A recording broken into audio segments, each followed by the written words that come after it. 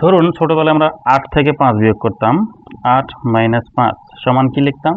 8 থেকে 5 বিয়োগ করলে 3। কিন্তু আমরা যখন ক্লাস 2-3 তে পড়েছি তখন আমাদেরকে কিভাবে শেখানো হয়েছে যে আগে 8 মানে হাতে খড়ি যখন অঙ্ক ছিল তখন 8 মানে হচ্ছে 1 2 3 4 5 6 7 8 8টা দাগ দিতে হতো এবং সেখান থেকে মাইনাস করব কয়টা দাগ?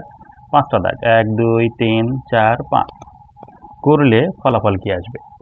দেখুন আমরা প্রথমে কি করতাম, এই প্রথম এটার সাথে এটা বাদ দিতাম, এইটার সাথে এইটা বাদ দিতাম, তারপরে এই দাগটার সাথে এই দাগটা বাদ দিতাম, তারপরে এটার সাথে এইটা বাদ দিতাম, তারপরে এটার সাথে এইটা বাদ দিতাম।